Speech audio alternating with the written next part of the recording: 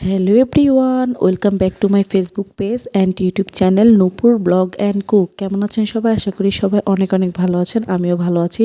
চলে এলাম আবার একটা নতুন ভিডিও নিয়ে। আশা করি ভিডিওটি আপনাদের কাছে অনেক ভালো লাগবে। তো এই যে শীতের সকল সবজি আমি যথেষ্ট পরিমাণ যা নেওয়া সম্ভব হয়েছে তা দিয়ে আমি একটা ভাজি ভেজে নিব। তো আজকে দুপুরে একটা সিম্পল খাবারই খাবো, জাস্ট বিভিন্ন সবজি ভাজি করব, এটাই খাবো। তো সন্ধ্যা একটু ভারী খাবার খাওয়া হবে। তো এখানে প্রথমে আমি পেঁয়াজ আর কাঁচামরিচ ভেজে নিয়েছি, তারপর রসুন দিয়েছি হালকা, তারপর গাজর, ফুলকপি, আলু সব নিয়ে ভালোভাবে ভেজে নিচ্ছি। তো এখানে আপনারা চাইলে অনেকে মটরশুঁটি বা সিমও ইউজ করতে পারেন, তো আমি ওটা ব্যবহার করলাম না। আমার কাছে যাই আছে ঘরে আমি এটাই ইউজ করলাম। তো দুপুরে আজকে রান্নার আমার এই আয়োজন। আর রাতে করব হচ্ছে পরোটা আর হচ্ছে চিকেন, তো ফ্রোজেন পরোটা। তো এখানে প্রথমে জিরাটা ভেজে নিচ্ছে ফ্রাই প্যানে, জিরাটা ভেজে ভালোভাবে ক্রাশ করে নেবে বা গুঁড়ো করে নেবে। তারপরে এখন একটা ফ্রাই প্যান বসিয়ে দিয়েছে, এখন এর মধ্যে পরিমাণ মতো তেল দিয়ে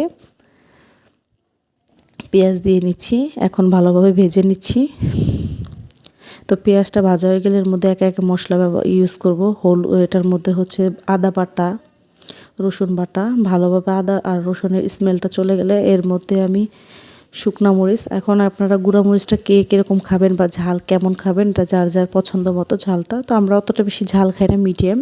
তারপরে এর মধ্যে হলুদ দিয়েছি, ধনিয়া দিয়েছি। অনেকে কিন্তু মেখে রান্নাটা করে, আবার অনেকে কষিয়ে রান্না করে। তো আজকে আমি একটু কষিয়ে রান্না করছি। তারপর লবণ দিচ্ছি, দিয়ে পানি দিয়ে ভালোভাবে কষিয়ে নিয়েছি। দেখতে পাচ্ছেন তেল যখন উপরে ভেসে উঠেছে বা কালারটা একদম লাল হয়ে গেছে, তারপরে এর মধ্যে আমি ধুয়ে রাখা চিকেনগুলো দিয়েছি। রান্নাটা আমার বড় বোন করছে, জাস্ট আমি ভিডিওটা ধারণ করছি। তো এই যে রান্নাটা কমপ্লিট হয়ে আসছে, এখন এর মধ্যে আমি গরম মশলা বাটা দিয়ে দিয়েছি। গরম মশলা বাটা দিয়ে আর কিছুক্ষণ রান্না করব। রান্না করার পরে উঠানোর আগে আমি এর মধ্যে যে জিরাটা গুঁড়ো করে রেখেছি বা ক্রাশ করে রেখেছি, ওই জিরা গুঁড়োটা দিয়ে দিব। এই যে দেখতেই পাচ্ছেন আমার রান্নাটা কিন্তু এখন হয়ে আসছে। এখন এটার মধ্যে জিরা গুঁড়োটা দিয়ে আমি ভালোভাবে নাড়াচাড়া করে নিব। নাড়াচাড়া করে 10 মিনিট আমি রেখে দিব।